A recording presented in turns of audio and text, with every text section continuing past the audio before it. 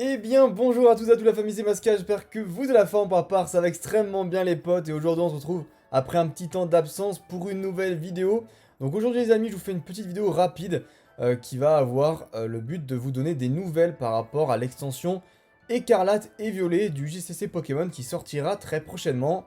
Parce que comme vous pouvez le savoir, il y a un mois les jeux vidéo sont sortis, donc forcément les cartes Pokémon vont arriver après que la dernière série Zenith Suprême d'épée et bouclier sortira en janvier prochain. Donc les amis, aujourd'hui, sachez que les vidéos vont bientôt reprendre. J'ai eu une période de partiel qui n'est pas encore terminée.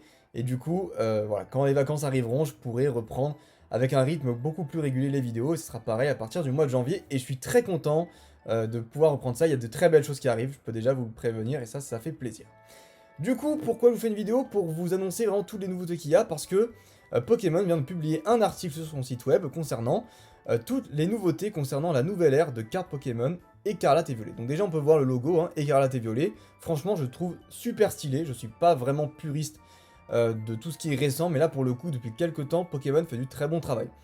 Les amis, on va directement appuyer et voir toutes les nouveautés qu'il y a par rapport à Écarlate et Violet. Donc déjà comme vous pouvez le voir, pour ceux qui ne le savaient pas, il y a le retour des anciennes X, donc qui étaient employées dans le bloc X évidemment, mais surtout au niveau du design, dans tout ce qui est bloc noir et blanc et XY. Donc grosso modo, on a des cartes qui sortent un petit peu du cadre, comme les niveaux X l'ont fait. Et on a un petit peu des illustrations style Prime. Je sais pas si vous voyez ce que c'est. Ce sont des cartes ultra rares dans le bloc Earth Gold Soul Silver sorti en 2010. Donc du coup, comme vous pouvez le voir, c'est un article très récent hein, qui est sorti le 9 décembre, donc vendredi, aujourd'hui même, à l'heure à laquelle je tourne la vidéo. Donc c'est parti, on va commencer à lire et il y a de grosses nouveautés, c'est quelque chose de fou. Donc les jeux vidéo Pokémon Écarlate et Violet, sortis le mois dernier, permettent aux dresseurs et dresseuses de partir à la chasse au trésor dans la région de Paldea et ont ouvert la voie à une nouvelle génération de Pokémon. Le jeu de cartes à collectionner Pokémon n'est pas en reste et évolue lui aussi dans le cadre de la nouvelle série Écarlate et Violet. Des changements seront également apportés à l'apparence des cartes, au contenu des packs et plus. Donc les amis, déjà, très gros changement, comme vous pouvez le voir ici, les bords des cartes ne seront plus jaunes. Et oui, on a effectivement tout simplement des cartes maintenant qui seront en bord argenté, comme vous pouvez le voir ici.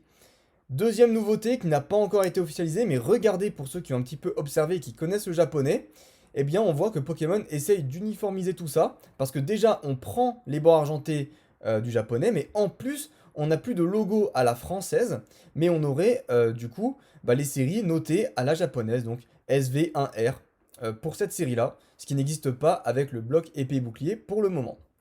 Donc en tout cas, ça rend plutôt bien. Dites-moi, parce que là je pense que ça va être un gros débat, si vous préférez les bords jaunes ou si vous préférez le changement avec les bords argentés. Moi personnellement, faudra voir, voilà, mais c'est vrai que ça peut donner du peps, avoir des bords argentés. Après, voilà, c'est mignon quand on voit trois cartes comme ça, si on en voit 100 000 d'affilée, peut-être que ça va être moins plaisant. Bref, on continue. Donc le bord jaune classique des cartes du JCC Pokémon sera remplacé par le bord argenté utilisé sur les cartes japonaises. Ce changement permet à la fois de remplacer les illustrations du JCC Pokémon dans leur cadre initial et d'unifier davantage le jeu au niveau mondial. Le nom de la sous-catégorie des cartes dresseurs, supporters, stades, etc. qui se trouve actuellement en haut à droite de la carte sera désormais inscrit en haut à gauche les amis ici, afin d'être plus facile à voir dans la main des joueurs et des joueuses qui sont généralement droitiers, qui prennent donc de leur main droite les cartes. Voilà. Donc ça sera beaucoup plus facile à lire, surtout que on lit en Occident de gauche à droite. Voilà. Donc je vous montre aussi en plus grand hein, l'énergie feu. Très joli en tout cas au niveau du design, ça rend super bien sur les énergies. Le bord argenté également, hein, le bord jaune qui disparaîtra pour les énergies. Donc les cartes énergie changent également avec la série Écarlate et Violet. Le nom d'énergie figurera désormais en haut de la carte aux côtés d'une nouvelle indication du sous-type d'énergie. Le symbole d'énergie qui apparaît actuellement sur les cartes énergie se trouvera désormais en bas à droite de la carte, donc ici. La quantité et le type d'énergie attachés à chaque Pokémon seront ainsi plus clairs pour les joueurs et les joueuses. Pour finir, les symboles d'extension seront remplacés par des codes d'extension en bas à gauche de chaque carte, et donc c'est bien officiel au final, contrairement à ce que je disais en vidéo. On a bien effectivement, voilà, ici c'est bien marqué, hein, SV1R, et on n'aura plus de logo comme on avait à l'époque. Alors là franchement, je suis moins fan de cette nouveauté, je sais pas ce que vous en pensez, mais moi les logos, je trouvais ça vraiment mignon. Après voilà, c'est clair qu'au bout d'un moment, on savait plus trop ce qui correspondait à quoi. Enfin, moi personnellement, j'étais complètement largué sur le bloc épée et bouclier du moins. Donc voilà, là au moins ça sera peut-être plus clair pour tout le monde, mais c'est vrai que c'est dommage graphiquement parlant. En raison de l'inflation mondiale, et oui, vous la sentez venir la douille, qui a un impact sur le coût des matériaux et de la production, le lancement de la série Écarlate et Violet sera également accompagné d'une hausse des prix de détail suggérés par le fabricant pour les produits du jeu de cartes à jouer et à collectionner Pokémon dans certains pays. Donc la France est comprise à l'intérieur.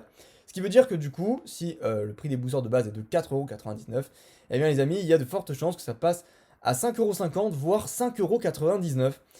Et là, ça fait quand même un sacré budget en plus, sachant que ça sera donc pour les boosters, mais également pour tout le reste, hein, les tripacks, les Pokébox, les displays, tout va monter malheureusement. Et c'est une très mauvaise nouvelle pour les petits budgets qui ne peuvent pas se permettre de telles augmentations pour compléter leur série. On a déjà des personnes qui galèrent à compléter leur série, qui sont à rallonge avec 150, 200 cartes. Et là, malheureusement, les boosters seront encore plus chers à ouvrir, ce qui ne va pas faciliter la collection. Alors afin que l'expérience du UCC Pokémon reste positive pour tous les joueurs, chaque booster contiendra désormais 3 cartes brillantes. Alors là les amis, c'est bien, ça veut dire qu'il y aura 3 cartes holographiques, à voir s'ils mettent 2 reverse et une holo, si ce sera 3 holos plus une reverse, je ne sais pas encore, mais en tout cas il y aura 3 cartes brillantes. Alors généralement, peut-être que ça sera, j'ai envie de vous dire, mélangé entre les reverse et les holos, mais ça sera mieux que d'avoir de base une seule carte brillante garantie par booster qui est la reverse. Donc j'espère qu'en plus de la reverse, ils vont nous rajouter 3 cartes holo. Mais là, encore une fois, ce n'est pas dit pour le moment. Toutes les cartes rares ou d'une rareté supérieure seront en effet désormais des cartes brillantes. Voilà. Donc du coup, de ce que je viens de comprendre sur cette phrase-là, eh bien, il n'y aura plus de rares simples. Toutes les rares seront des holographiques. De plus, certains produits contiendront des articles supplémentaires, par exemple le coffret dresseur d'élite, donc l'ETB contiendra un booster supplémentaire, donc au lieu de 8 boosters, 9 boosters, et peut-être pour les séries spéciales de 10 boosters, peut-être maintenant 11 boosters, qui sait, et une carte promo entièrement illustrée. Merci Pokémon, parce que je pense que c'est vraiment ce qui nous manquait jusqu'à présent sur tout ce qui était produit Pokémon. Les ETB ne contenaient que 8 boosters, et c'était assez fade je trouve. Là maintenant on a vraiment une raison d'acheter l'ETB par rapport à acheter des tripacks par exemple, où on a déjà une carte promo. Et là, voilà, le TB, on aura pour 50 euros ou 45 euros, peu importe, au moins une belle carte promo qui sera entièrement illustrée, donc une full art. Et ça fait plaisir. Voilà, donc ça, après, pour tout le reste, ça sera au niveau des compétitions. On voit très bien que ça fait toujours partie intégrante du CC au niveau de la série Écarlate et Violet.